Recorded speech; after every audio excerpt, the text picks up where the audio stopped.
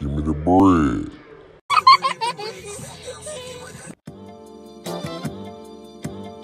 What's going on, baby? You are now tuned into the Way Back When podcast, a reflection upon the golden era, our golden era.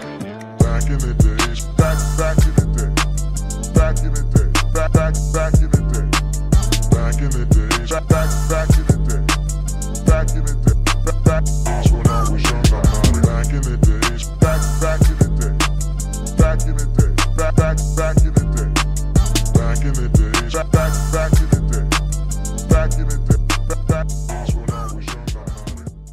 What's going on, baby? Welcome to the Way Back When podcast, a reflection upon the golden era, our golden era. At this moment in time, you already know what it is. You already know who it is. It's that boy ODDB, Old Dirty Dizzle Bastard. That's right. We got the nickname figured out this week. You know what I'm saying? Your boy ain't tripping up over his words and whatnot. You know what I'm saying? But I'm here to take y'all down that nostalgic lane. You know what I'm talking about? We got the homie back with us again. You know what I'm saying? Money E in the building. What's good? What's good, dog? What up, dog? Is Money E. Dog, that gets me every time.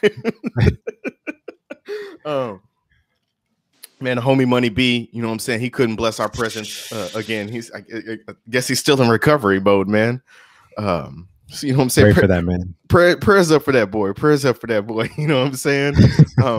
But we do got a very special guest with us this week, Wodies. You know what I'm saying? One of the homies, kinfolk from way back when. You know what I'm saying? Finally joining us. You know, on one of the episodes, man. You, if you're part of the Facebook group, you know what I'm saying. You see him heavily involved. You know what I'm saying? With all the content that's being produced in that Facebook group. So definitely glad to have him on this week. We got the homie Mitchell Ellis, the Wody Mitchell Ellis, in with us this week. Mitchell, what's up, bro? Nothing much. How y'all doing? Man, good to be on the show. Yeah, man. Pretty good, man. Glad to have you on here, man. Glad we were able to make this happen. You know what I'm saying? And let's go ahead and get into things, man. Hector, man, how was your week? We're recording this at the beginning of the weekend. So we can't necessarily get into the weekend yet. So how was the week, Money E? The week was up and down, man. The freaking weather. I was in Tilden on Tuesday. It was 91 degrees. It felt like summer. Yeah. Woke up Wednesday to go to work. I know, to go to the gym, and it was 32. And yeah, I mean, pretty much was just like the little brother on Christmas Story. Just bundled up at work and just trying to run in and out of the truck and do like 5-minute increments because it sucked. Yeah. And yeah, and then I got called out this morning, but only like 45 minutes away to swap out a battery. So I can't hate on that little quick overtime. Okay. I was back before 10:30, so I can't complain. Gotta make that paper. Yeah. You ask the Lord for more money, and He does deliver in little ways, you know what I mean? That was a perfect little $100 and something bucks. So yes, sir. Yep. Preach, young nigga, preach. Mitchell, what about you, bro? How was your week, man? It's been good. Like, I worked about 6 days and at a restaurant. Yeah. Your motto. So you hear me talk about it. I run around to people that we used to be running around back into school. Yeah, I hear you. That's what's up. That's what's up, man. Yeah, man. I mean, nothing too exciting on my end. You know, had a pretty decent week on my end. You know what I'm saying? Can't complain. You know, I mean, some of my favorite pastimes is like, you know, watching TV and everything. And so I got to watch a couple of my, you know, favorite shows to partake in that I don't always, you know, get to watch. You know what I'm saying? One of them is Jersey Shore. You know what I'm saying? I cannot believe Jersey Shore is still on TV, but you know, I watched a little bit of Jersey Shore Vacation, and it's still as hilarious to this day to me as it was 10 years ago. So that's one of my guilty pleasures right there. And I'm not gonna lie, one of my guilty pleasures as well is I'd still give all the women to go. You know what I'm saying? You know what I'm saying? Snooki, she can get it. I'm not gonna lie, Dina, she can get it. You know what I'm saying? JWoww. I mean, I make her say wow. That's all I'm saying. Don't judge me, okay? And then, you know, I got to watch some Cheaters, man. You know, I've talked about it a little bit on here before. We need to do a Cheaters episode, but that's one of my favorite fucking shows, bro. Like, man. And then they got the Peter Gunz ones now. It's like I was watching a good one earlier where this guy got caught or whatever, and he was out at a restaurant, you know, with his side thing, and they started chasing him, and he ran to the back to like the kitchen, and he's like, "Oh no, I work here now. I work here now." He was back behind the bar, like trying to make drinks and stuff. And so then they finally get him outside, and Peter Gunz is like, "I'm Peter Gunz with Cheaters," and he's like, he looks at him, he's like, "Oh, Peter Gunz, nigga, you was cheating. What you talking about?" It was so funny, bro. So, where do we get to watch that on Hulu or? Man, shout out to Peanut. I'm on Peanut's YouTube TV account. Oh, okay. And so it comes on VH1. It comes on VH1 Saturday mornings. You just got to get up early enough to watch it. Okay. So yeah, whenever I get the chance to, man, I'm trying to watch Cheaters on a Saturday morning. That gets my day started off on the right foot. You know what I mean? Because that is quality television right there, bro. It's just something about it. It's captivating. You were talking about Jersey Shore, right? Remember that show Buck Wild? Not too long ago on MTV. It was like they were like Alabama kids or whatever. Yes. No, was it Alabama or West Virginia? Is there a difference? No. Well, hold on. Let me look it up again because I think I know what you're talking about, but I want to make sure. Hold on. It had that guy. I remember the title. Yeah. I have heard, but I've never seen it. Remember that kid Shane Gandy? They had that Gandy's Candies. Yeah. And he ended up passing away. Yeah. It's West Virginia. Yeah. Yeah. I forgot about that. What if they brought that show back? I wonder what they're doing now. Supposedly there's some show called Floribama Shore. Now that's I guess like Jersey Shore. I've never watched it, but I hear about it every now and then. So I don't know. Maybe I need to check that one out too. But yeah, Jersey Shore, man, that used to be my shit. We definitely got to do an episode on Jersey Shore as well. So yeah, man. Yeah, Buck Wild, West Virginia. Yeah, West Virginia. Okay, yeah, that's what I thought. I don't know why that stood out, West Virginia. That's just what that was like the main thing I remember about the show is they were in West Virginia and then that dude Shane. So yeah. Yeah, man. I got another ice cream review if you want to do that real quick. Oh yeah, absolutely. Yeah. So hold on, let me set it up for the Woadies. You know what I'm saying? If this is your first time listening into the show, Hector bought a plethora of Little Debbie's ice creams from Walmart, all different flavors, and basically shut it down. You know what I'm saying? And because now they ain't got no more Little Debbie ice creams up there. I gotta rub it in each time, dog. I gotta dig that knife in your leg a little bit for each time. But he's doing Little Debbie ice cream reviews for us each week to give us a little bit of insight on their flavors and whatnot. So Money E, present to us which ice cream you're partaking this week. All right, this week I'm gonna go with another lower pick. We got the Cosmic Brownie. Oh, I ate a Cosmic Brownie last night. Yep, Cosmic Brownie. Yep, everyone knows it's 2 brownie squares. You can break them in half with a line, and I guess what makes it cosmic is the rainbow little sprinkles or dots it has on it, right? The dots, yeah. Little candy dots. Sorry to disappoint everybody, but this one came in as a 6 out of 10 for me. Would I eat it? Yeah. It's just chocolate ice cream. That's all it was. It was very disappointing. There's no chunks of brownie in there. If there was, I didn't get any. I don't think we got any. But surprisingly, I mean, everyone scored it low. I mean, I gave it a 6. MJ gave it a 6. Alina gave it a 6. But the odd man out, your boy Josh, gave it a 9. Of course, he has to be that guy. Yeah. And what were the bases of critique again? It was how close it tasted to the actual snack. Okay. And then if we would eat it again.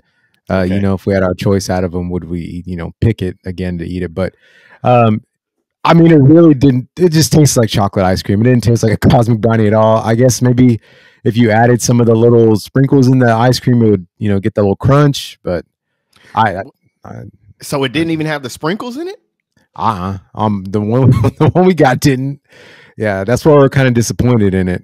Oh no, man, no, there ain't no way. I'd have gave that a 4 if it didn't have the sprinkles. I mean, it's ice cream. I'll fucking eat it. I'll eat shit ice cream if it's got sugar in it. That's a good quote for this week. No, I mean, damn, that's a little disappointing because it was. I mean, I'm a huge Cosmic Brownie fan. I mean, you can ask Josh this. In high school, I used to eat either a Cosmic Brownie or a Rice Krispie treat every day at lunch, either one or the other. And I actually have, I might save this story for when Peanut's back on, because he can corroborate this. And Josh, if Josh ever comes on the podcast, he can corroborate this as well. But I basically had the whole lunchroom back in high school chanting out Rice Krispie on one particular day. You know what I'm saying? I'll save that story for another time. You know what I mean? All right. But I love me some Cosmic Brownies. So that's disappointing to hear, man. Yeah. It was a little disappointing for me. But I mean, hey, maybe you're like Josh. I mean, maybe it's. Nah, I don't know, man. If it don't have the little dots in it, man, because that's like part of my favorite part right there. You know what I'm saying? They just mesh together so well. The little dots, little candy dots mixed in with the chocolate. That's my favorite part. So, Mitchell, are you a Little Debbie's fan? What's your favorite Little Debbie snack? My favorite, oatmeal cream pie. Okay. Ooh. Oh, gotta throw it back. The OCP, man. OCP. That might be the GOAT, really, to tell you the truth. That might be the GOAT. Mitchell, that one was good. The oatmeal cream pie, we gave 7s across the board and would eat it again. Yeah. It was good. Yeah, I think they have like different sizes now. You got a double decker. Oh yeah. You got those miniature. Yeah. You just eat it in one bite. And Hector, didn't you have the cereal? No, I never bought the cereal. I saw it at Sam's. Remember I sent it to y'all? That's right. Picture? That's right. Yeah. That's what I'm interested in is the cereal. I went today and looked for those Cakesters again. Because on the radio show I listened to, one of the guys' chicks is like really into like any of the new snacks too. And he said that they went to Ralph's in California and got them or whatever. But he didn't know the name. He's like, this is like an Oreo, but it's kind of like a sandwich more. And I'm like, Cakesters, bro. Cussing around. Yeah. Motherfucking Cakesters. You don't know the Cakesters? Come on. You ain't about that snack life. Mm-hmm. You ain't about that snack life. Shit. Hell yeah. But if you go to Walmart, they have Reese's. You know those Reese's peanut butter cups? They have like all different kind of snacks. They got pretzels, the cupcakes. Oh, really? They got a miniature football version of a Reese's. But if you go to Walmart on Navarro, check it out. Okay, yeah, I feel like Walmart on Navarro is definitely like they have more variety, more options over there than the one on the Houston Highway on 59. I had more luck. I had more luck at the Houston Highway one. Really? Okay. Yeah. All right. Because I don't. Let's find on the other ones. Yeah. All right, good shit.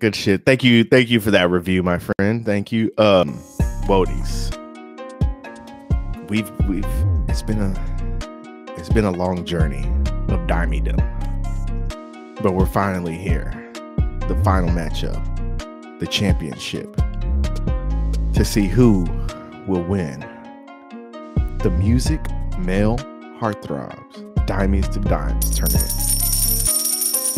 The championship matchup was between MJ's number 2 seed, Genuine, versus her number 3 seed, Justin Timberlake.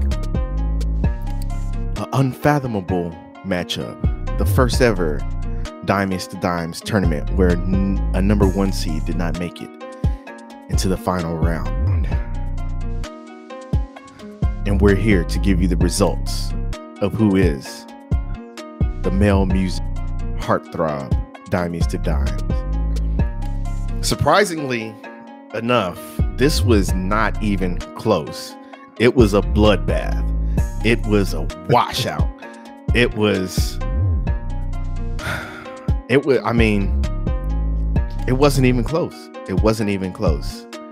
And I am proud to say that the male music heartthrob most dimiest of dimes is Justin Timberlake, ladies and gentlemen. Justin Timberlake. Wow. Round of applause for Mr. Timberlake. Round of applause for Mr. Timberlake. Now, this is besides the fact, but I am surrounded on this podcast. I'm well aware that I'm surrounded by NSYNC fans on this podcast right now. So, you know, if y'all want to rub it in, y'all can. You know, Mitchell, Hector, if y'all want to rub it in that the NSYNC frontman, you know what I'm saying, won the most Dimes to Dimes tournament. You know, here now's y'all's chance to glow. Yeah, I mean, it's gonna be May. But I'm gonna say this: I'm actually quite surprised that Justin Timberlake won. You would figure with somebody that sung Pony, the one of the most. Yeah. Get out there, just smack dab in the dance floor, grinding songs. Yeah, man. Be the most dimiest of dimes. Yeah, man. I mean, I agree. But the Wody spoke, the male Wody spoke, and the woman Wody spoke, and I mean, again, it wasn't even close. Like, Genuine barely got any votes at all. I have gotten some feedback that some of the pictures that I may post may weigh into the decision making a little bit, but y'all gotta understand that is the beauty of the Way Back When podcast and the Dimes to Dimes. Like, I'm not posting a picture of today's Genuine where he's, you know, dressed in, you know, the latest fashion and he looks like somebody, he looks like one of us today or whatever. I'm not posting that. I'm posting the Way Back When Genuine where he had the S curl, you know what I'm saying? And he's dressed in, there's one picture, matter of fact, I'm sending it to you now, Hector, because I've been wanting to post it, but the open vest shirt that he has on is just, you know, classic. But I'm sending this to you now because I've been wanting to post this for too long. Yeah, while you're doing that, I just think people don't know like Genuine like that. Like, everyone knows him just from Pony and this, but dude, like, coming home from junior high and when this song was on TRL, and especially this part whenever on What's So Different, like, he doesn't get enough. Oh man, like, they don't remember, like, right here. Yeah. And I was over here trying to flip my cap like that, right here. Yeah.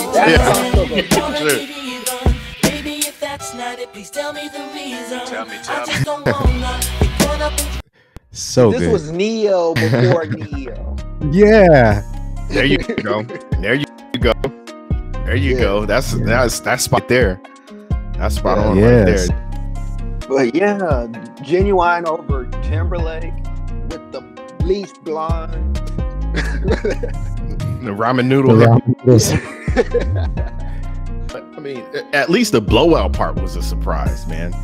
I expected it to be a little bit closer, but you know, bit even. Yeah, the Wodies like a 51-49 kind of. Yeah, exactly. And this was more like 80-20, you know. It was not close at all. Oh man. But again, when we get in these Dimes tournament, I'm posting pictures from way back when. I want you to go back into the depths of your memory bank. Zoom in on this picture, Hector, because obviously this is from a concert. This is from a concert. And if you're just listening to the podcast right now, you're not watching on YouTube, Genuine has on a red bandana. He has on a red TPX. He has on a red TPX armband, wristband, like you would wear in a baseball game. And then to top it all off, he's got on a catcher's chest protector from baseball. Why is this man dressed like this, bro? Why is this man dressed like this? It is his fault.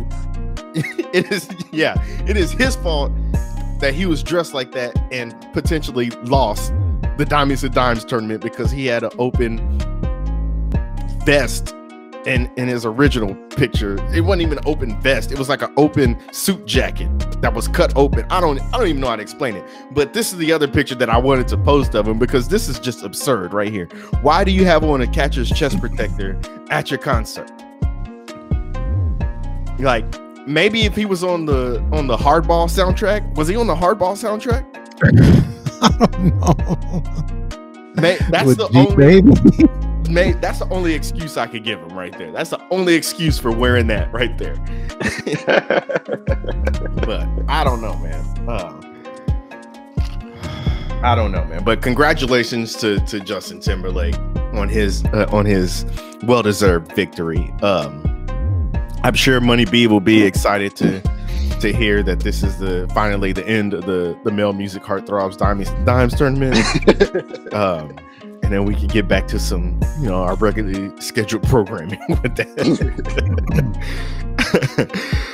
So shout out to the Woadies for voting on that. I know the next Dimes to Dimes tournament, we have some special things, planned out for y'all. So I can't wait to get into that. But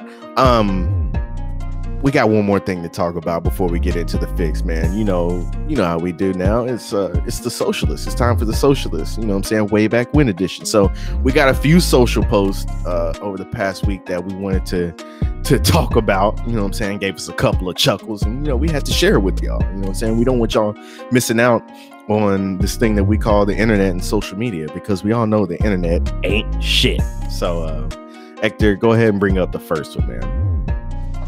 All right, so I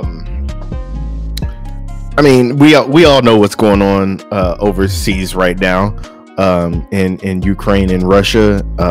Very serious topic, but of course, the internet, social media, we can't take anything serious, especially Black Twitter. And this isn't even a Black Twitter post, but it made its way to Black Twitter because this is a quality tweet right here. But Ja Rule tweeted out on February 24th that in all caps, war is not the answer. To which at Moochie Flip Flop, that's at Moochie like Gucci but with the M, Moochie Flip Flop, responded, quote tweeted with the yelling emoji. It's murder.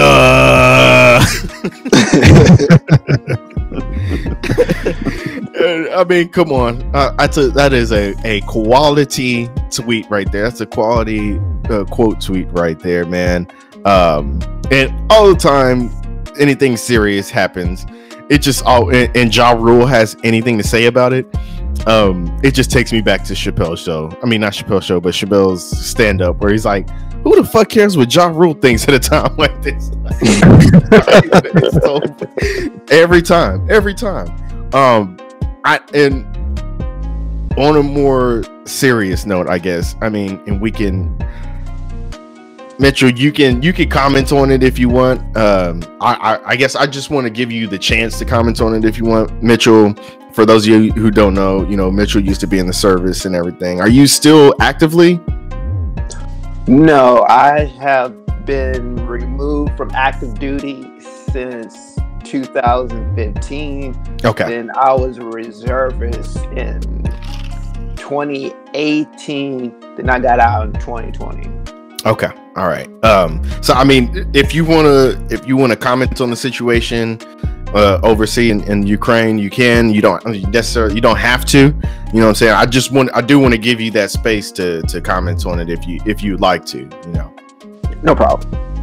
But go ahead. Okay. So, you know, this podcast is always, you know, about jokes and everything, but every now and then, you know, we do tackle, you know, talk about some serious issues and everything. So, you know, we know that this is definitely a critical time in American history and whatnot, and prayers up for, you know, everybody in Ukraine and what's going on.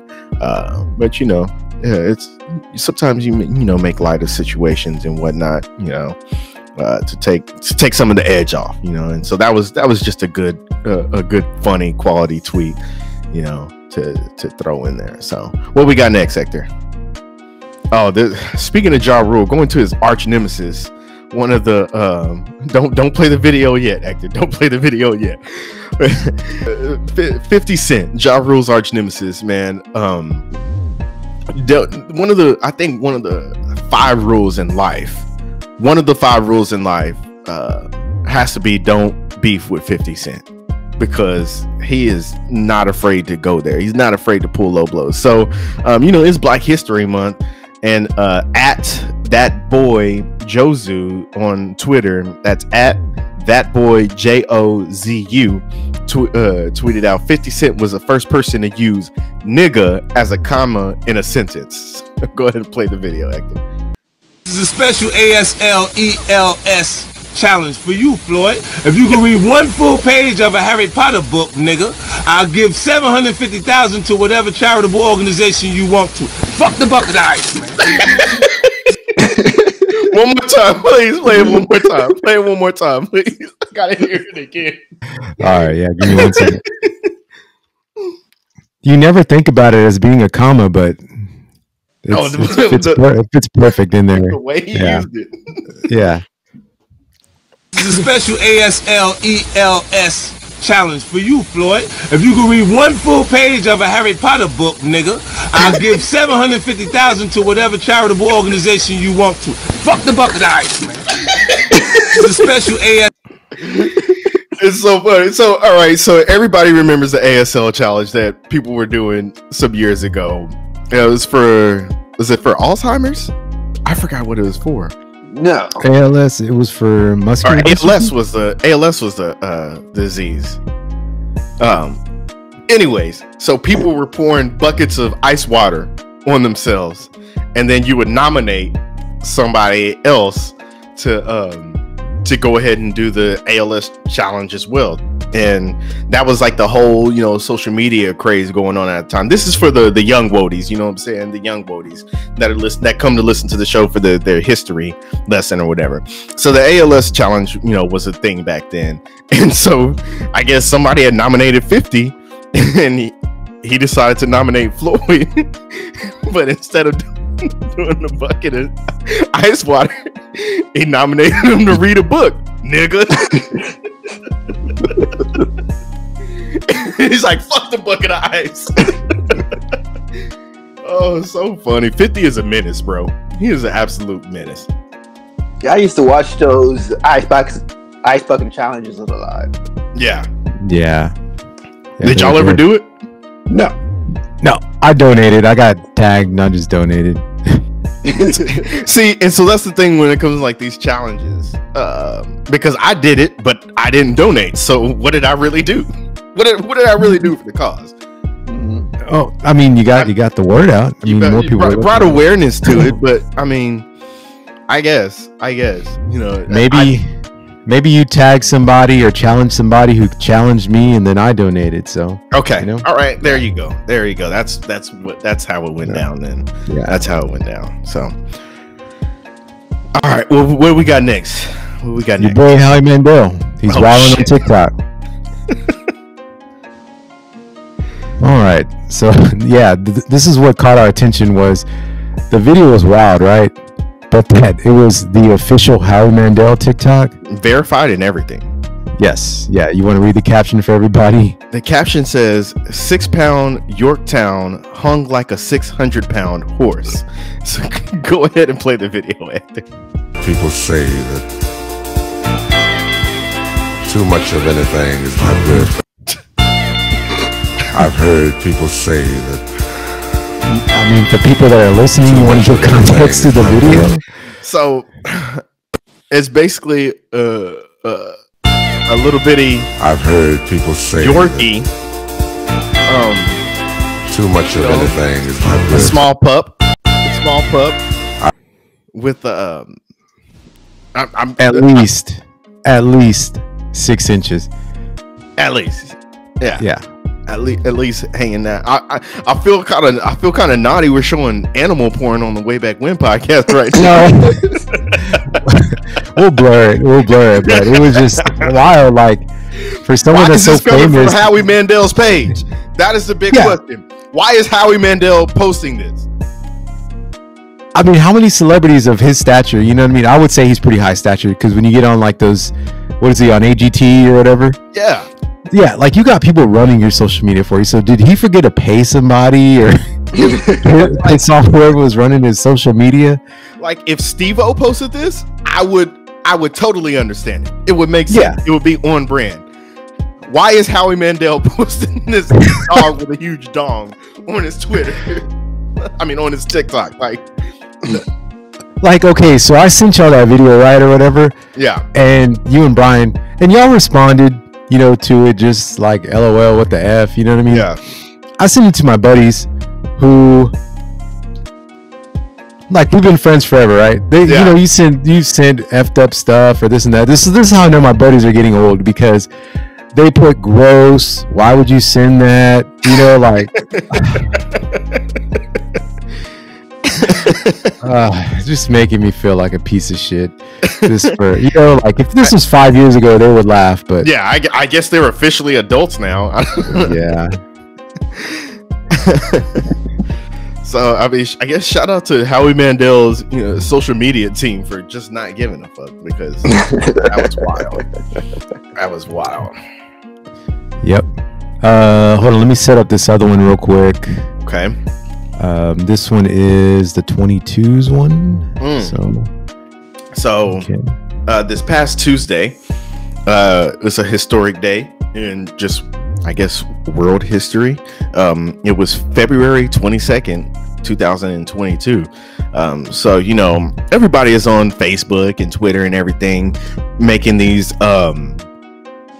spiritualistic posts, I guess, to say like, today is a day of manifestation. You'll never get this day again in history. You know what I'm saying? Go ahead and bring out your crystal rocks or whatever and pray to the moon goddess, because Uranus is in Gatorade or something like this, and this will never happen again on 2/22/22 or whatever. So on Twitter, you know what I'm saying, Black Twitter again at it, we honor this day for a different reason. So at Same Sir Diff Day, at Same Sir DIFFDAY, tweeted out, and I especially appreciate this because, you know, this is one of the most, you know, quotable lyrics from Mr. Rick Ross's catalog. Don't tote no 22s. Magnum cost me 22. Sat it on them 22s. Birds go for 22. Lil mama super thick. She say she 22. She seen them 22s. We in room 222. Happy Tuesday, people. Hashtag 22222. Did anybody check Rick Ross's Twitter to see if maybe he put I mean, because he totally missed out on that opportunity. He definitely missed out if he did. I didn't check. He definitely missed out. There it is. There goes that boy. There goes that boy. the good old Rick Ross moonwalk. What shoes is he wearing? Is those the Sean Kemp's? Those are the Shaqs. Shaqs? Reebok okay. Shaqs, yeah. Yeah, man. Again, I just appreciate this tweet because, I mean, of course, I'm a lyrics buff. You know what I'm saying? I remember the first time I heard "Hustlin'," and that was that third verse, because "Hustlin'" was already, you know, hard as fuck when it came out, and you know, the beat, the hook, you know what I'm saying, the first couple verses or whatever, it's like, damn, like this shit goes hard, like this is some new shit right here. And then he got to the end of that third verse, and don't tote no 22s, Magnum cost me 22, set it on them 22s, birds go for 22, the mama super thick, she said she 22, she seen them 22s, we in room 222. I was like, oh, what the fuck, what was that? What was that? Like, god dang, oh shit, that shit was like, that was definitely one of those, all right, bring it back moments or whatever. Like, I gotta hear that part again. So just a memorable moment, man, in lyrics history, man. So that was why the 2/22/22 day was, you know, so important to me, man. All right, we got one more. It's if you want to set it up, it's the MJ voiceover. Okay, so before you play the video, the NBA, I mean, if y'all watch the All-Star Weekend, NBA All-Star Weekend this past weekend, you know that the NBA came out with their, I think it was ESPN's list, actually. I'm not 100% sure there, but I believe it was ESPN came out with their top 75 NBA players of all time list in commemoration for the NBA being around for 75 years now. And so if you watch The Last Dance, or if you're just, you know, old enough in general, way back when age, you know that the slight beef that Michael Jordan and Isaiah Thomas had, especially pertaining to the Dream Team, the 1992 Dream Team, which Isaiah was left off of. And so one of my favorite things on social media in general is just voiceover videos. And so this is just a great ass voiceover video. This is from scroll back up real quick, Hector. Oh, sorry about that. No problem. This is from @FlowsAndolini, I believe, is how you would, I guess, pronounce that. @FlowsAndolini. That tweeted out this video. I'm not sure if they did the voiceover themselves or this is just a repost of a voiceover, but basically, to set it up, it's like they're in line. The NBA 75 players are in line being announced or whatever, and it's Isaiah Thomas, Magic Johnson, and then Michael Jordan in line as they're walking into the arena. And so Isaiah Thomas will speak to Magic, and then Magic will speak to Michael Jordan, if you're not watching. And this is the breakdown of the voiceover. Go ahead and press play. Hey, Magic, let me talk to you. Look, you know I don't like that, man. You know, you hear me out, man. That man just did me wrong for the motherfucking Olympic team. You know I hate him. I'm gonna kill him. You know I'm gonna kill him. You can't be hanging around him, man. You know? Yeah, I know, man. You know, I know. I just want to kill him, man. I love you, man. All right.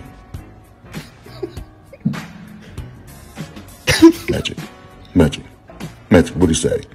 Man, that nigga still crying, bro. Is he crying? Yeah.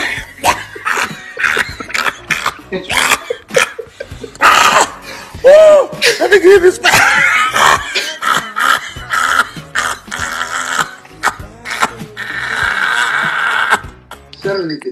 Hey, Magic, let me talk to you.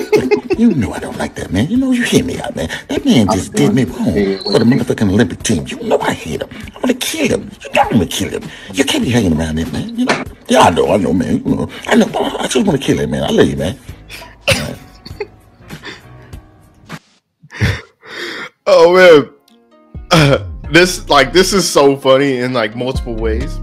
And shout out to them putting the Gap Band and Charlie Wilson's song "Outstanding." That's one of my favorite songs of all time, by the way. You know, they had that song playing in the background, but the voiceover is so perfect. And then for one, just the laugh. That's, I mean, Mitchell, I'm sure you know that's an old school, that's an old man black man laugh right there. That's an old school black man laugh right there. That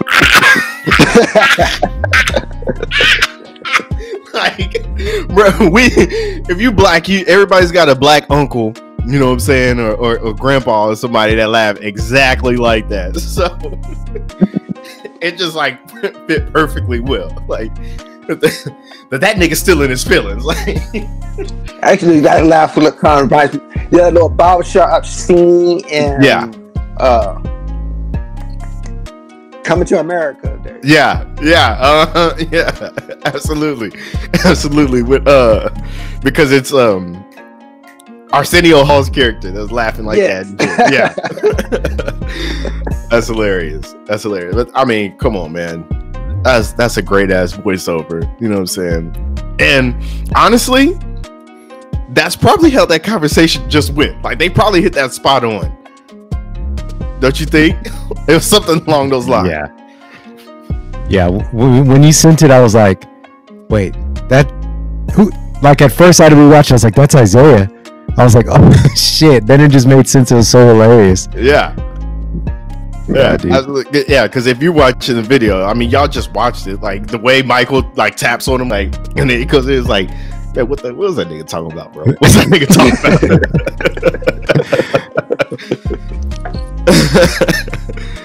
Oh man, so that was funny, man. That was y'all Wodies, go out. Of course, if y'all don't know by now, you know, you click the episode description in the links, in whether you're on the YouTube or on the podcast, through Spotify or Apple Podcasts, whatever.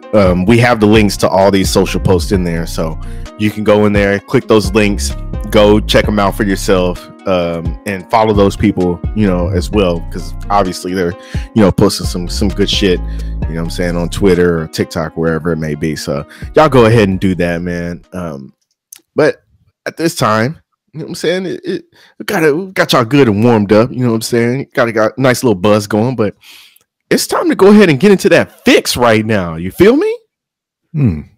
Ooh, we're gonna have a lot of fixes. We're gonna have so many fucking fixes up in this motherfucker. No diggity, no doubt. I like to bang it up. This is fucking wonderful, Holmes. Man, real quick, baby, if you're listening, just go ahead and skip ahead like 2 minutes real quick. I just introduced my girlfriend to Eastbound and Down this past week. And so she hasn't got to the part yet of the fixins. So she doesn't. So she's been listening to the podcast, but she didn't know that this part came from Eastbound and Down. So I just cannot wait for her to to get to that part and be like, oh shit, you know what I mean? Have that oh shit moment. So, anyways, could you? I mean, Eastbound and Down aired at the perfect time, right? I mean, you couldn't have that show now, right? Absolutely. Or could you? Yeah. Absolutely not. I mean, well, you could have it, but you'd have to. Some of the dialogue would have to be restructured. Like we were rewatching it this week, and it's so racist. Like it's, but you know what? But you know what? It was pretty much based on a true character, like on a real life character, on John Rocker. Yeah, John Rocker, right? Yeah. So yeah. I guess you could have it. I mean, I'm all for like if you're making art based off of true events. I mean, I say go for it. Like, you know what I'm saying? Like, you have to make things like it's like you can't get mad at Leonardo DiCaprio for saying the N-word in Django. You know what I'm saying? Like, that's how shit was back then. You know what I'm saying? So if you're gonna play it authentic and true to the character, like that is just how it has to be. You know what I'm saying? Now, if you're Joe Rogan saying the N-word, no, I'm just kidding. I'm just kidding. I'm just kidding.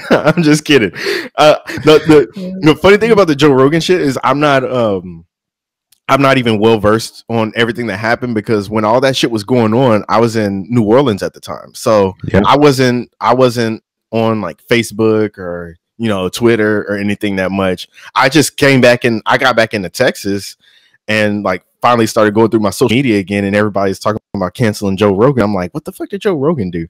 But yeah, that was so I don't know what the fuck happened with that shit. I just want to crack a joke real quick. So don't, Joe Rogan fans, don't jump on my ass and start boycotting.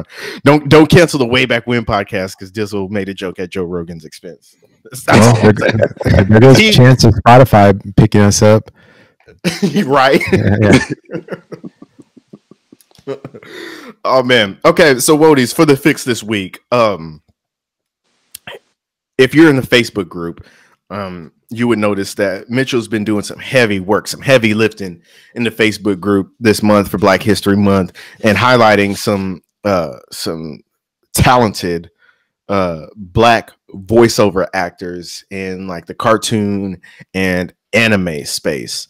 And so, that's what we're going to talk about today. We're going to talk about some voiceover actors from way back when, and some characters, that we loved, and so I'm not huge into like the whole anime scene. So especially for our anime lovers, I figure Mitchell can school us a little bit, on some of these voiceover actors. And I do have a couple that I'd like to, shout out and talk about, myself. So, Mitchell, I'll go ahead and let you, take the reins and start us off, man. Have at it, brother. Thank you. Well, I'm gonna let you know now the anime actors that I'm posting. I'm kind of just learning it now. Mm-hmm. Because I'm one of those types that listen to the subs. Okay, it's just what it is. Yeah, but unless it's like Dragon Ball Z and stuff like that, you stick with the English dub because we're the Toonami group. Yeah, so we know all that. So, and I actually got to meet a couple of voice actors from Dragon Ball, Sean Shamel and Chris Sabat, who's the voice of Goku and Vegeta in Orlando. Nice. Oh, nice. Yeah, it is awesome. Now Dragon Ball was into for a little while when I was a kid. I feel like everybody was into Dragon Ball Z for a little bit. Like that just had to be a part of like growing up back then. It really was. So popular. Actually, I was quite surprised of how much Dragon Ball Z was popular. One of the time in I think it was junior. No, I think it was somewhere in Crane and Memorial. But we were in the locker room, and one of the episodes that I was hearing being circulated around was Vegeta's death. Okay, yeah. That was the one that I was like, people other than me watch Dragon Ball Z. Right, that's when you find out. That was for the Woodies who aren't from Victoria. Crane and Memorial, those are middle schools and the high school in Victoria. But that was the odd thing about like anime in general, but especially like Dragon Ball Z at the time. It's like it was popular, but it was also like there were some people that you never would have thought that like we're watching it. It was really like tiptoeing that line. I really can't compare it to anything else. You know what I mean? It was either like with most other things is like either you watched it and you got it or you didn't. Whereas like Dragon Ball Z, one of those things was like everybody was watching it, but you had like these certain people talking about it or whatever, or like really into it, and then these other people who were into it but didn't necessarily talk about it until you just like randomly heard them talking about it. You know what I mean? Kind of like we're basically attributing to your story that you just gave. Unless at least that's what it seemed like to me. Mitchell, you still there? Look like you froze up on us. Yeah, I think I just missed while waiting for Mitchell to come back. A little bit of that time. Like, okay, I remember being with my cousin, who was he's probably like 5-6 years younger than me.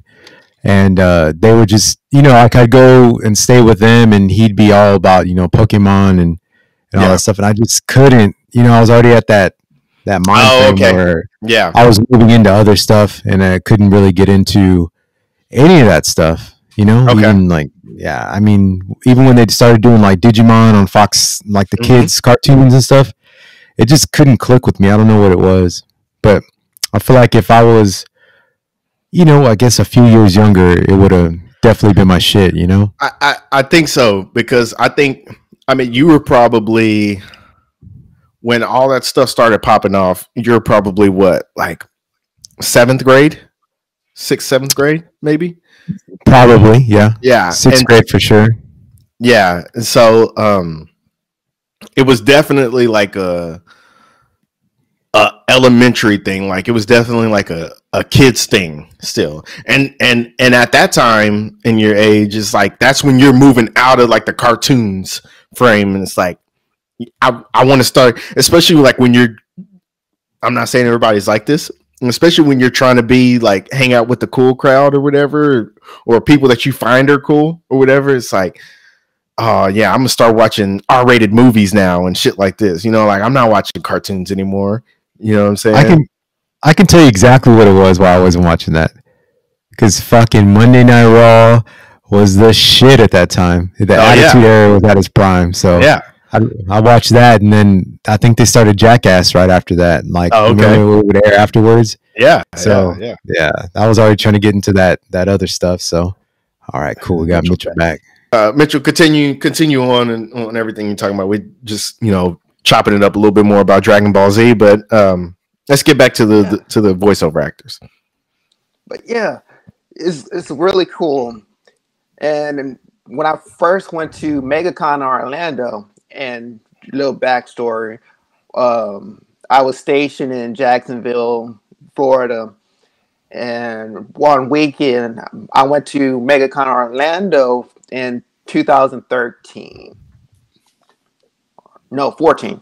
It was 2014, because in 2015 I had to skip out on the next one because I wanted my last appointment. Okay. But in 2014, that's when I got my first experience at going to a Comic-Con. And that's when I got to meet voiceover actors that we listened to in our cartoons in the 90s. Like Rob Paulson. He was the voice of Yakko Warner in Animaniacs. Oh, wow. Pinky from Pinky and the Brain. Ooh, I love those shows. He did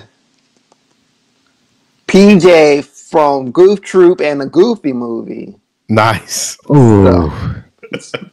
But yeah, actually, if you can go on YouTube, I have a video of me and my interaction with Rob Paulson, and it was really fun. Oh yeah, you'll definitely give us the link to that so we can post that in the comments. You know, after the show, we'll set that up. Yeah, I'll share with you. Yeah. Then I met another one, Richard Horvitz. He was the guy who did the voice of Alpha 5 in the Power Rangers. Daggett from Angry Beavers, Zim from Invader Zim, and we can talk about black voiceover actors. Yeah, I met Phil Lamar. He was the voice of Samurai Jack, Static Shock, the Green Lantern. His library of voices is just pretty massive. Yeah. But there's still someone I wish I could meet. Cree Summers. Just that name alone, you could probably. That's one of the ones I was going to talk about, actually. Yeah, absolutely.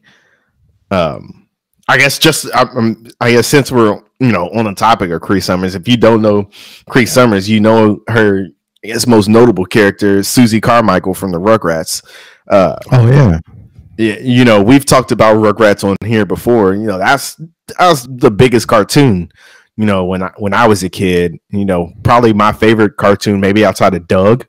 When I was a kid, and Dog Rugrats is such a great ass cartoon, and then Susie's character and her family were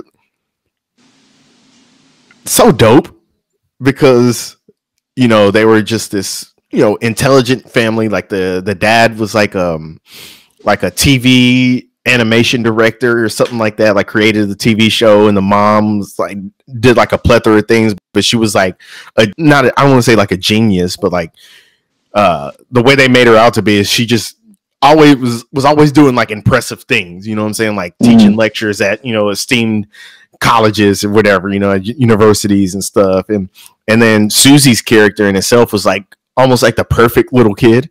Like she was smart, she was kind, she was brave, like she was the only one that ever stood up to Angelica and everything. But then she would also show compassion to Angelica. Like, remember, I don't know if y'all remember the episode where like she fixed what was Angelica's doll name again? Cynthia, yeah. Like Cynthia, because Cynthia was already like ragged motherfucker, yeah, busted up.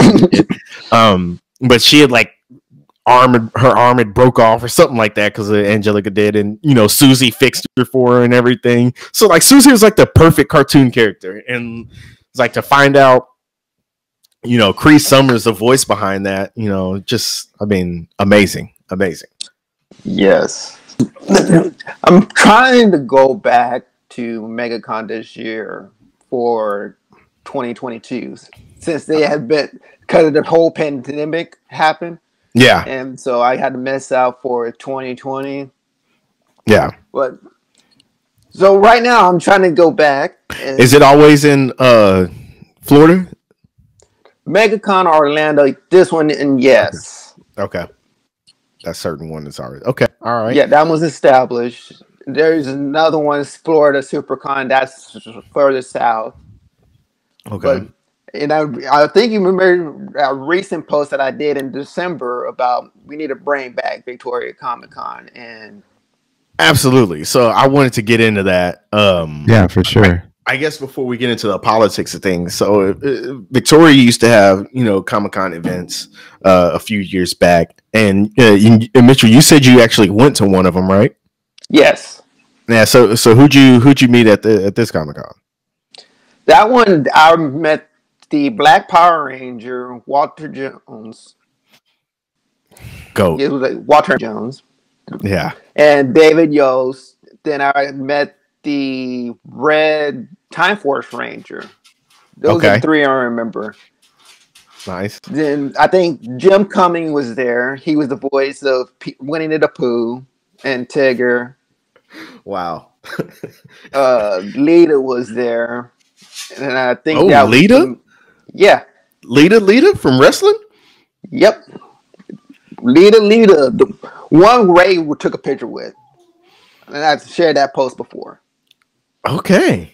I would like to meet Lita too. I got a couple questions for Lita. I'd like to discuss the bedroom scene with her and was it Edge in the ring. You know what I'm saying? I'd like to discuss a couple things with Lita myself. Shoot.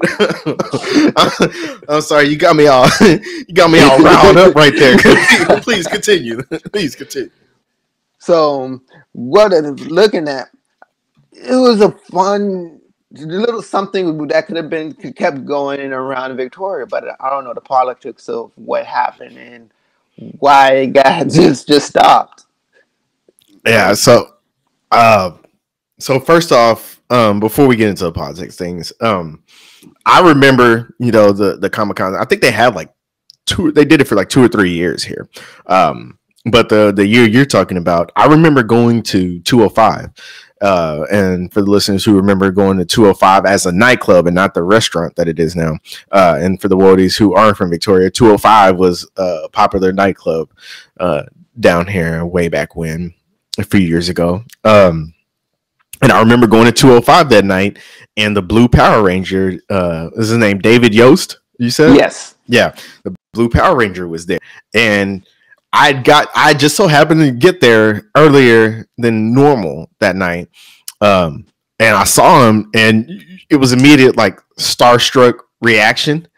And you know, I think what it was is like I saw him because he was just like chilling, like, you know, kind of like low cut, you know, hanging out, having a drink or whatever.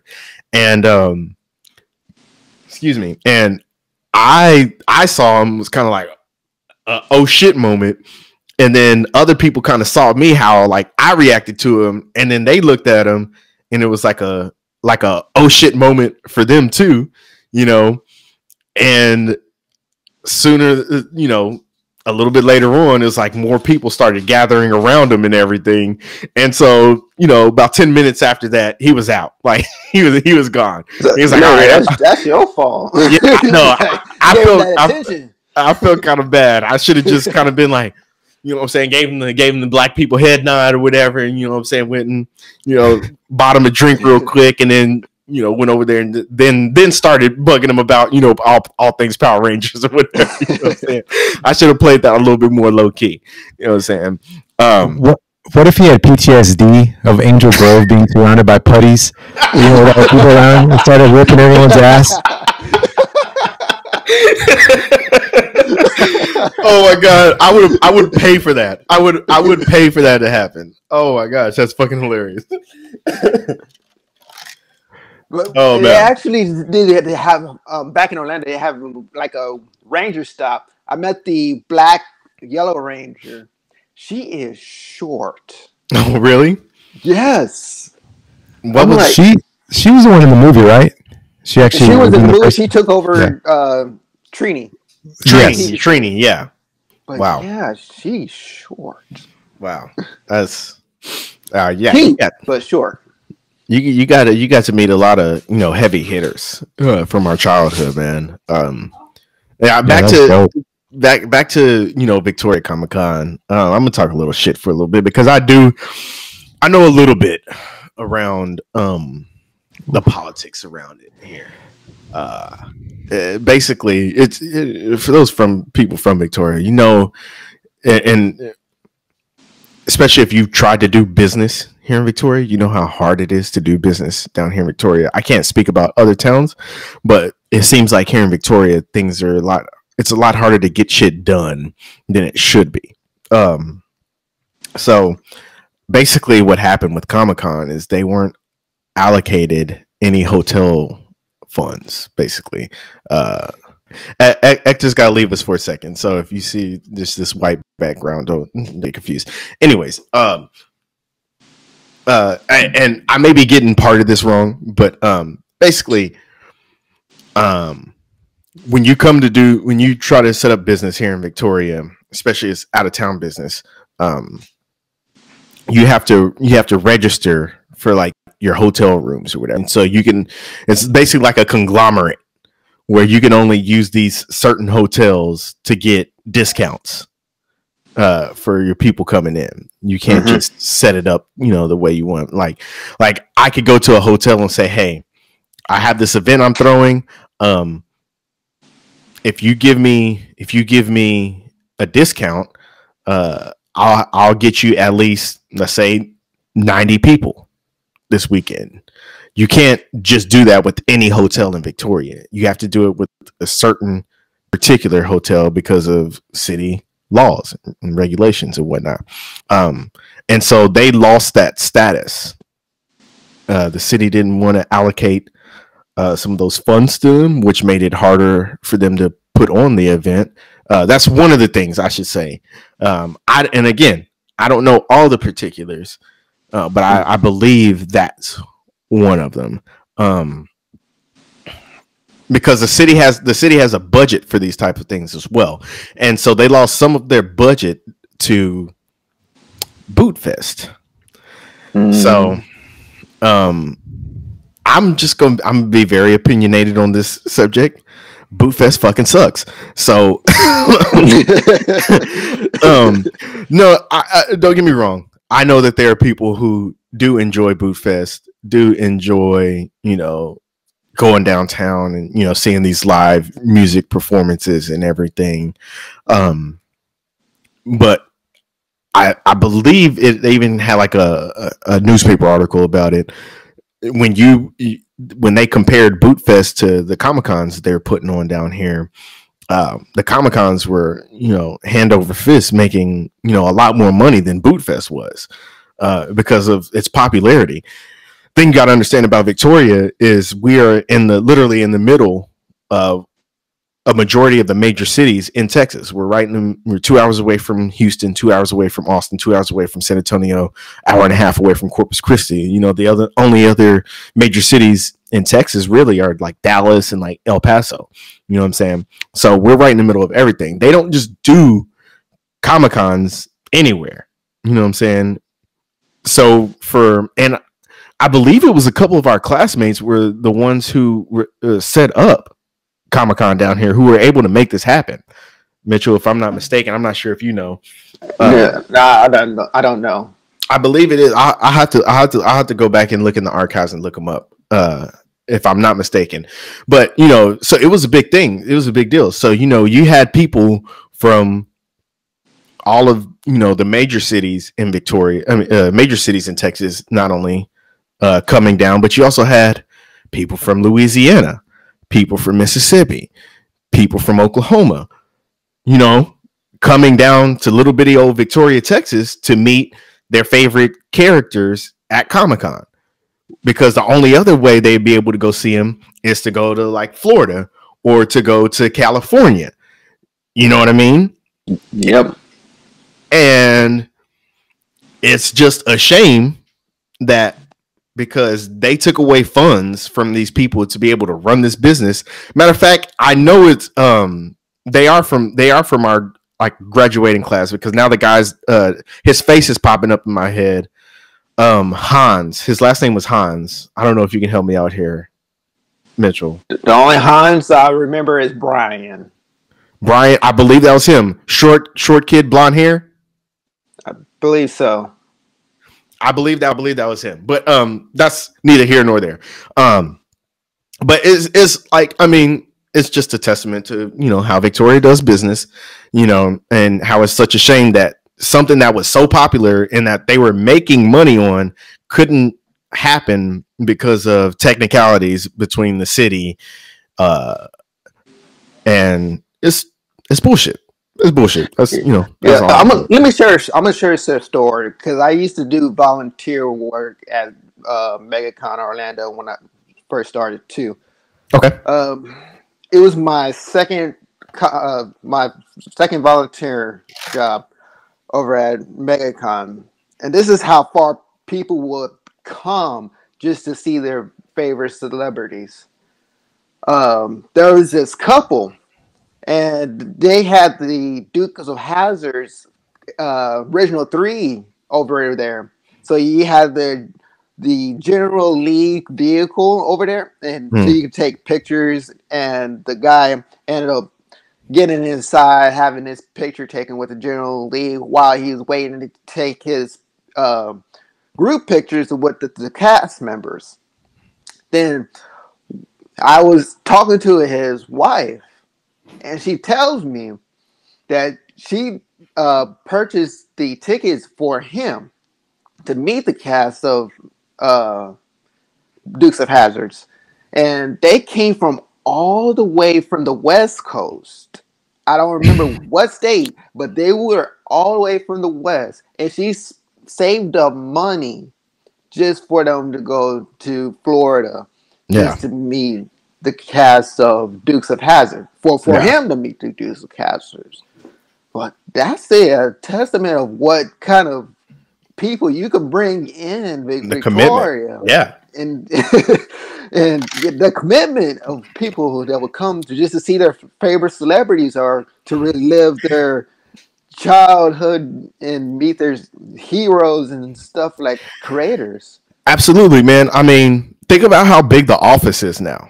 You know what I mean? And to know that we had Brian from The Office here in Victoria. You know what I mean? Like, people would go crazy for that now. For that opportunity, to meet, I called him by his real name. His real name is Brian Baumgartner. But he played now I said his real name. I can't think of his character's name. In accounting, the fat guy. I can remember Kevin. Yeah, his real name is Brian Baumgartner, but Kevin from The Office. You know what I'm saying? Like, he was here in Victoria. You know what I mean? Like, think about that. And as big as the office is now, we can't throw Comic-Con here now because of city technicalities. You know what I'm saying? Mm-hmm. It basically shut down, these people business. Like, it's bullshit.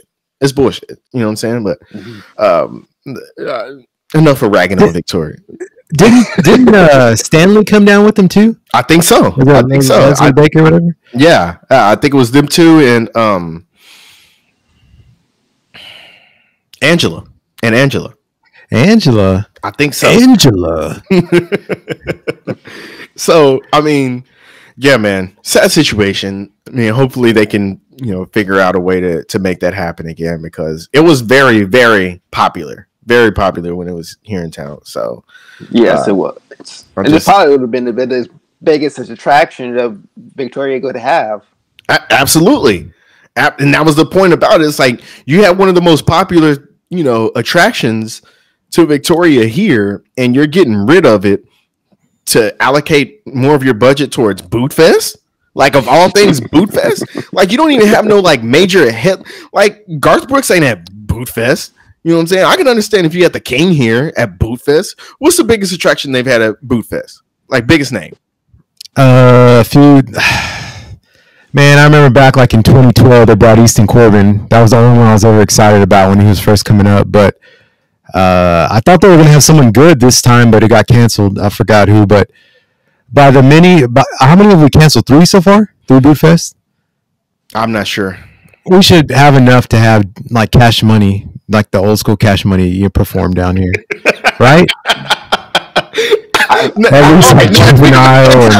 If we can make that happen, if we could get BG down here for Bootfest, yeah. BG for Bootfest, like that might be the petition I might start. BG for Bootfest. If we can get that down here, I might be on board. Okay, but I don't want to seem like disrespectful to all the acts that have played here at Bootfest or whatever. You know what I'm saying? But you have these big TV stars and cartoon stars coming here to Victoria are huge attractions that have people around the world are fans of. And then you have local country acts coming to Bootfest. It's not really a comparison to me. You know what I'm saying? There's not anybody from Oklahoma coming down to Victoria's Bootfest. Hell, there's probably not even anybody from Houston coming down to Victoria's Bootfest.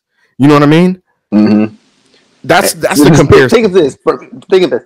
We have Jason David Frank, who is a native in Houston. Come on. That's what always blows my mind. I'm like, I always see him at Comic Cons. I'm like, how come he never came down here? And I think he's hardly in Houston doing Comic Cons himself. He's like everywhere else but there. He's everywhere else inside of Texas. But yes, but there. I would love to meet him. Yeah, man. I've met Jason David Frank on 2 separate occasions. No, 3 separate occasions actually. And one of them, I basically just had a couple of seconds of conversation with him because he had to go to a panel, which was nice. Then I went to one of his panels in 2019, which was really cool. I think I still have video on my phone of it. But yeah. Yeah, man. I mean, it blows my mind, but okay. So this year it was supposed to be. I'm sorry. Go ahead, Mitchell.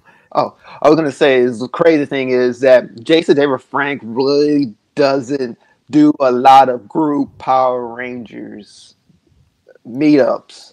You always see most of the OGs together. Yeah, they click up together. But you don't see Jason David Frank with them. Do you think it's because it's like he was the main one and he stuck around there a lot?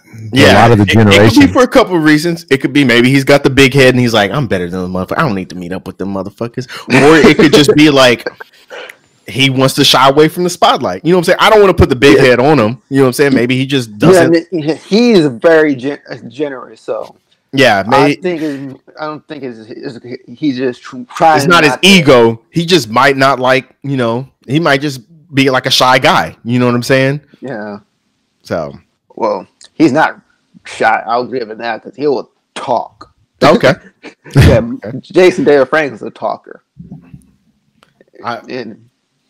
But he's like that guy from Power Rangers. Besides the Black Power Ranger, for me, just because you know what I'm saying. Of course, the Black Power Ranger, you know, is a Black Power Ranger. He pop keto.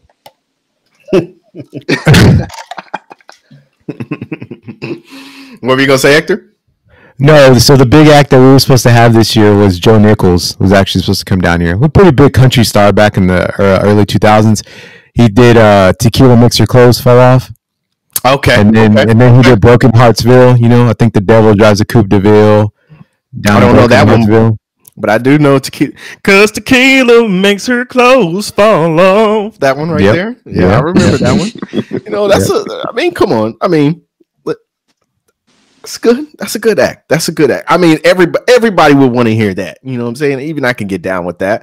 You know what I'm saying? So, I mean, that's not bad. That's not bad. And again, this isn't to take anything away from Bootfest, but it's like, really? Like, you're going to allocate more of your funds to Bootfest and take funds away from this thing that's been so popular here? Like, it's not a good look. It's not a good look. That's all I'm saying. It's not a good look. It's not a good look. But again, it's victorious. So what more can we expect? So, you know, and then like the year before that, or 2019, was supposed to be Wade Bowen. Wade Bowen is the name. Yeah, Wade Bowen is the name. Kyle Parker, but I think they're more Texas country. Yeah. Yeah. And again, these are good names that you're going to get a lot of people from, you know, the surrounding areas to come. You're going to get some people from Cuero. You're going to get some people from Yorktown, some people from Shiner, some people from Edna, you know, Port Lavaca, and yeah. And all the Wodies who are listening in now who are not from this area, just listen to those names and like, where the fuck are those places? What the fuck are those places? That's the point I'm making. That's the point I'm making. Because when I talk about Comic-Con and saying people from Houston and Austin and San Antonio, they can all relate to those places. But Yorktown, Texas, nobody knows where the fuck that is, except for the people here in Victoria, Texas. So yeah, I'm gonna jump off that. Anything else? Anything else, guys? Did we do it? Did we touch all bases, man? Did we? I got one kind of going on Mitchell's team. I think he may or may not have posted about this in the past, but we're forgetting about a very big one here. We had the our RIP James Avery. Yeah, I knew you were going. Yeah, you know, and the most memorable one for me is him being Shredder. You could just tell. Don't believe it. My mighty foot soldiers beaten by a bunch of turtles and mutant turtles at that. Well, what is? So yeah, he did a bunch of different ones there. Yeah, man. I mean, that's actually an episode of Fresh Prince of Bel-Air that James Avery, for a slight moment, went full Shredder on Will Smith. Have any of y'all seen the new Bel-Air? I've watched the first 3 episodes, actually. Oh, yeah. It took me like 3 hours to finish the first episode. Well, just because I was pausing it and someone would call or this and that. But it was a really long first episode. But I liked it. I liked the angle on it. It's good. I surprisingly liked it. I didn't think that I was gonna like it at first when they were, you know, advertising. I was like, who wants to see a serious Fresh Prince of Bel-Air? Like, Fresh, it's, you know, one thing about remakes, you know, in general. I think we talked about it a little bit on here before. It's like, you don't, especially when you're remaking a classic that was, you know, just so beloved. I was like, I'm not here for that. You know, why would you take a serious angle on a great comedy television show? But I think for the most part, in the first episode, they got a lot of things right culturally that kind of tugged on people's heartstrings. Like them opening the first scene with freeways, even though what we do is wrong. You know, just them opening up with that is like, okay, they're trying to pull you in. They're trying to pull you in and let you know that, you know, they're going to take this to a real aspect. There was, I mean, and I'm sorry if I'm spoiling shit for people who haven't seen it.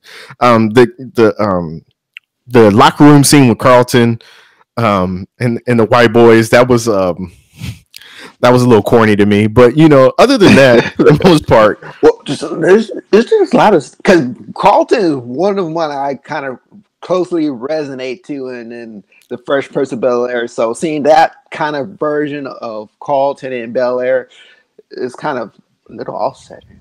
Yeah. You don't snort Xanax, do you, Mitchell?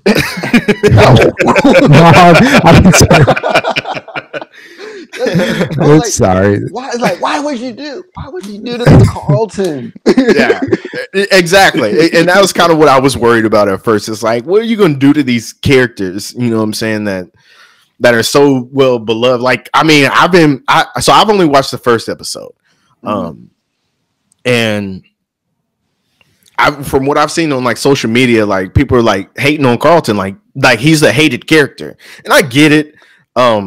Especially like when it comes to like serious, serious shows, drama shows, like you have to have a character that you hate, you know what I'm saying, that everybody hates, but it's like, why would you turn Carlton into that? You know what I mean? Like, Carlton was Carlton, man. He was, I mean, it's kind of the same thing with the Philip Banks character, because I don't really like him either. Oh, really? Yeah. Yeah, he's more of the manipulator of Will's character situation for his personal gain. Yeah. And the real Uncle Phil was like, the original was just all heart, Yeah.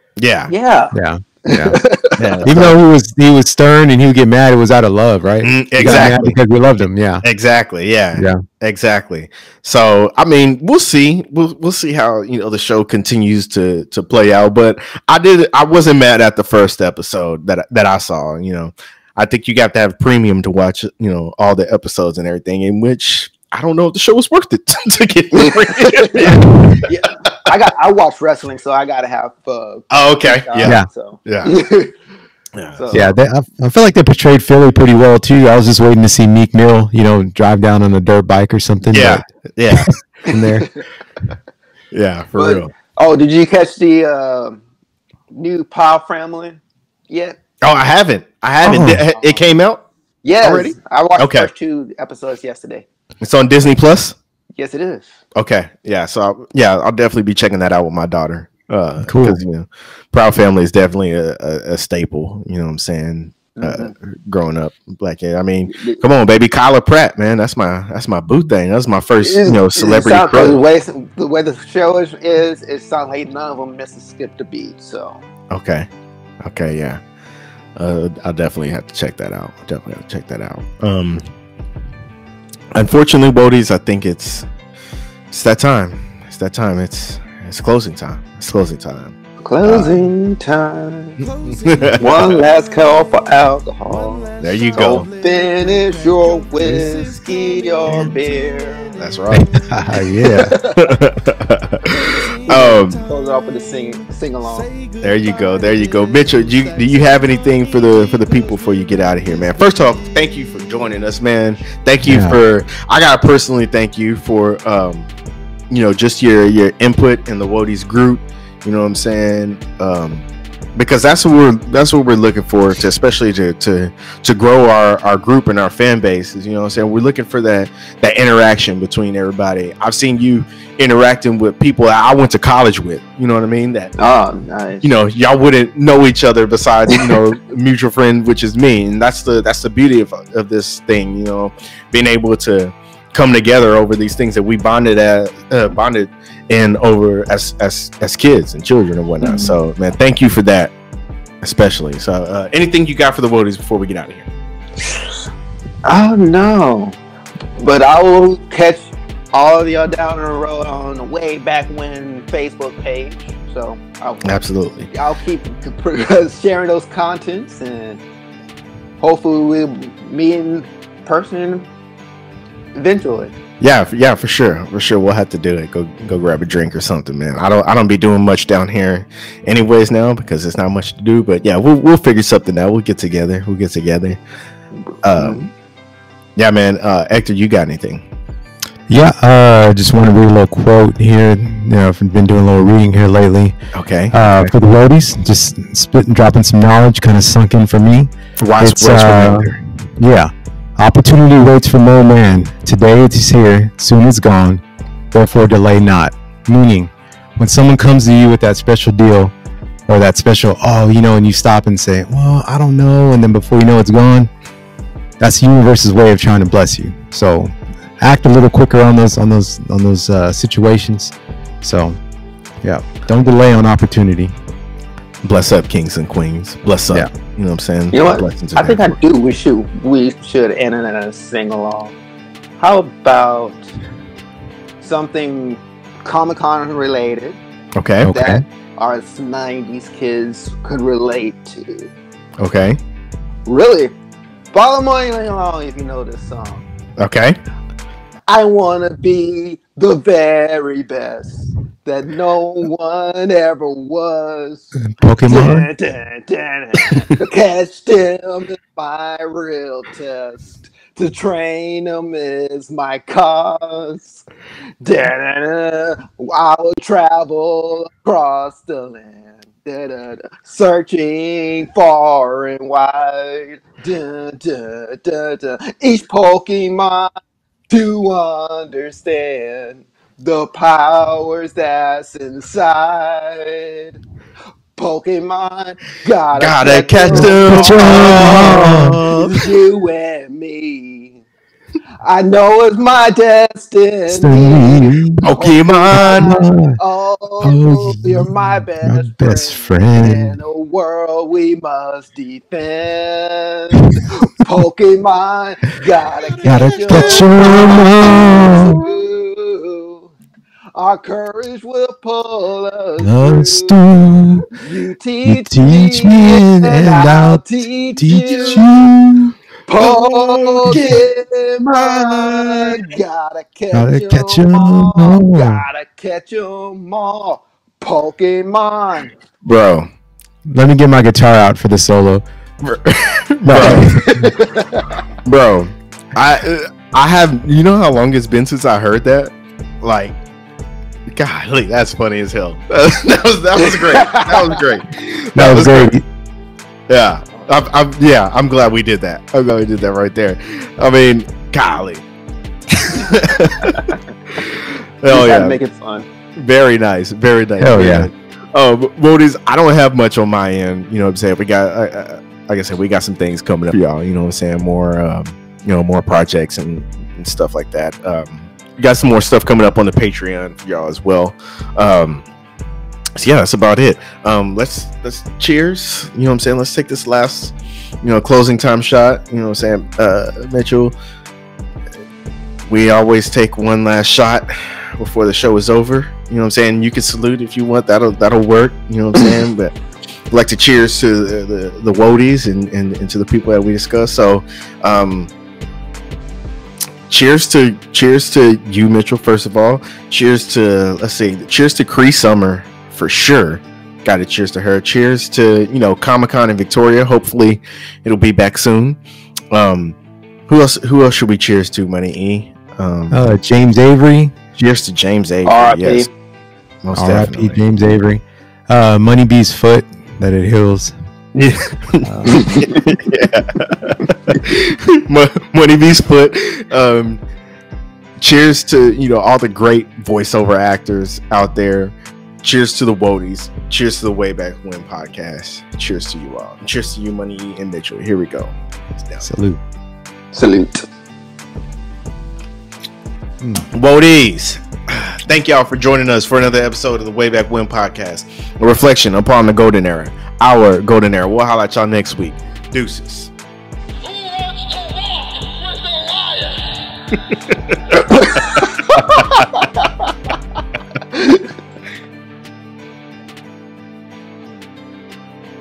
I know who I want to take me back. I know who I want to take me back. I know who I want to take me back. Way back when. I know who